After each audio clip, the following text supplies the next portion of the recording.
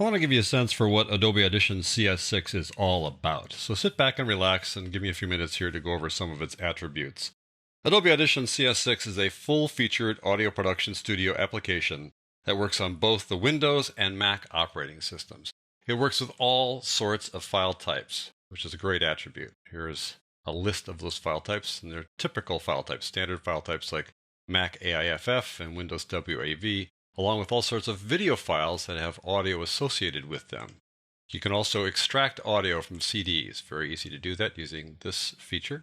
And you can record directly into Audition, doing one source of audio at a time or multiple sources. In this case, it's one source, just my microphone. You can see that I'm recording my narration right into Audition, and we'll just go back and listen to that. Source, just my microphone. You can see that I'm recording my narration right into Audition source. So that's fairly easy to do. You can also record multiple tracks at once if you have an interface that allows you to do that. I've got this set up where I've got my single microphone being sent to two different tracks, but if I had an interface hooked up that allowed me to have multiple channels, I could have all those channels sent to individual tracks, which is a hugely important thing, and I explain how to do that in an upcoming tutorial, but I'll just give you a sense for how that works now by recording this narration to those two different tracks. And what that does is it creates two files that then show up inside the files panel over here, mic left, mic right, which I can then go on and edit. So once you get your audio into Audition, then you edit it. So let me show you how that works. My little file that I created here of the Gettysburg Address, and right off the bat, it's not that loud. Our Father is brought forth on this continent. What you can do is you can increase the volume easily, just like that. Our Father is brought forth on this continent. Or I'll undo that. You can increase the volume of just a small portion, for example. A new nation, conceived in liberty. Easy to do that. Let me just increase the volume overall here because I'm going to do something with this where it needs to be increased a little bit. You can also trim out pauses. So for example, here's this pause from here to there. Cool. Long pause. It's easy just to highlight that and press the delete key to trim that out. You can also trim the ends as well. You can take audio from other clips and insert it into this clip, or actually mix it together if you want to do it that way. In addition to this kind of basic editing, you can apply effects. So I've applied an echo to this clip. I open up the echo effect. There it is. And you can listen to that echo by turning it on. 7 years ago. Our Father. Probably a bit much. And one of the cool things is that you can listen to the audio and adjust the features of the effects as you listen. That is brought forth on this continent a new nation, conceived in liberty, and dedicated to the proposition that all men are created equal. So that way I can fine-tune the echo or any other effect that I apply. You can use effects inside multi-track sessions, and I'll talk about multi-track sections in more detail in just a moment, but here's one that was set up, and I want to adjust the audio of this vocalist, so I'll solo her so you can hear her. I couldn't give you what you wanted. Now, she was recorded in a studio, so the recording is what's called dry. There's no reverb applied to it, but I can apply reverb to it and see how she sounds with reverb applied. I couldn't give you what you wanted. That may be too much. If you think it's too much, you can always then adjust the reverb as you did with echo on the fly. I couldn't give what you were asking for. Something like that. You can also apply effects to instrumentalists, not just to vocalists. Let me apply it to this particular guitar. It's already got kind of a distorted feel to it, but I'm going to distort it even more by applying this distortion effect to it. Watch this.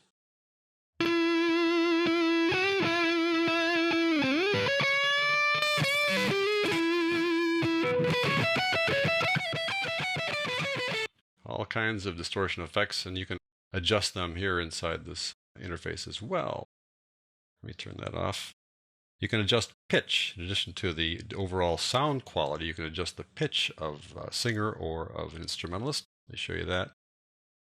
Now here's the waveform, but you can switch to this new feature in Adobe Audition CS6, the pitch view, and you can apply an effect that'll adjust your pitch.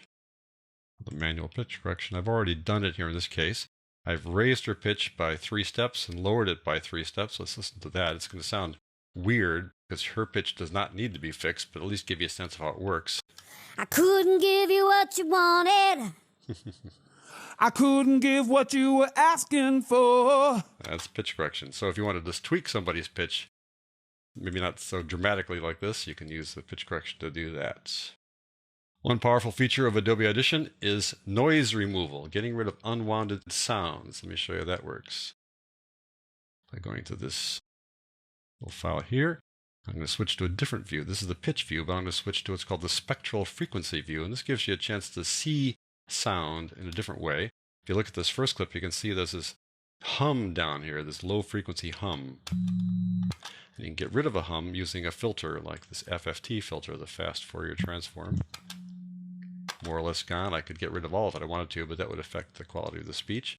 You can also get rid of this kind of engine noise or motor noise. 87 years ago. So you can see how that sounds. Let me just fix that.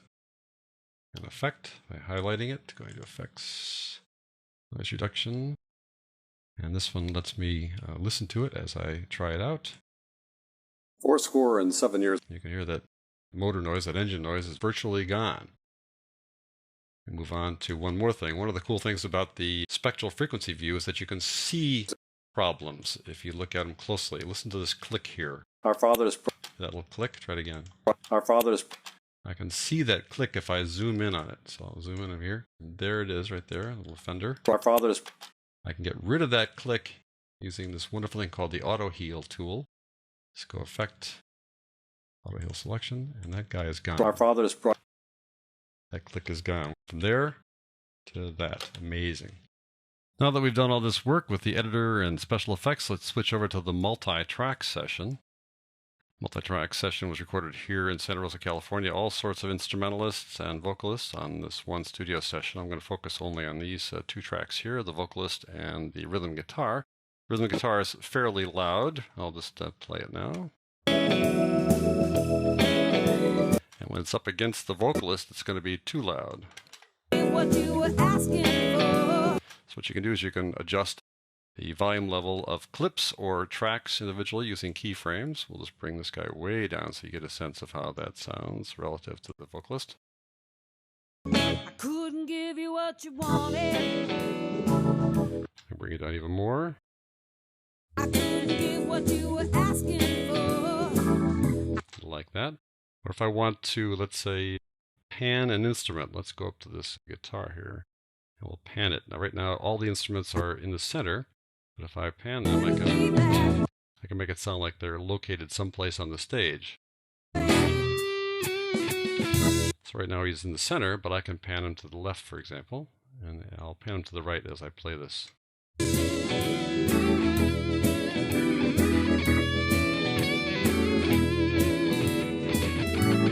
Now that panning thing just adjusts the position for the entire clip or for the entire track. What I'd like to do is adjust it and change it over time. So I can do that using what are called keyframes. So I'll keyframe the beginning of this pan here.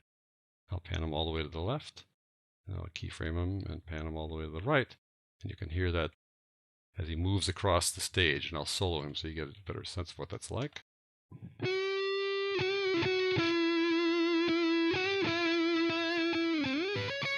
There you go. That's the way you do panning.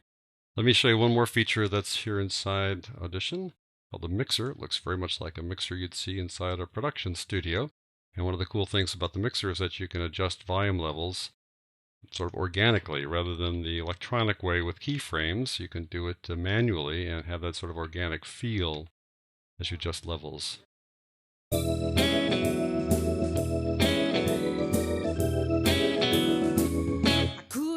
What you wanted. So I can adjust the volume level here of the guitarist rather than using keyframes, and then I can save all those changes doing one at a time and adjust it this way. And there are also many other features inside the mixer as well. So once you've done all your work and you're all done with your project, it's time to create a file that people can listen to. There are all sorts of different kinds of file formats that you can do and ways to do that. If I go back to the session, I can take this session and I can, let's call that, mix it down, the entire session or part of the session, to a file, and then I can save that file. Or I can take any file that I worked on over here, for example, and I can go to File, and save as, and I can choose from any one of these many different file formats. And finally, if I select a whole bunch of file types here, let's say I've done a whole lot of songs I've worked on, and I want to put them all on a CD, I can do that as well by selecting a whole bunch of files, right-clicking and saying Insert into CD Layout, and here's our CD layout where we can decide what the pause is between each clip. So what I think you can see is that basically Adobe Audition can take care of virtually all of your audio production needs.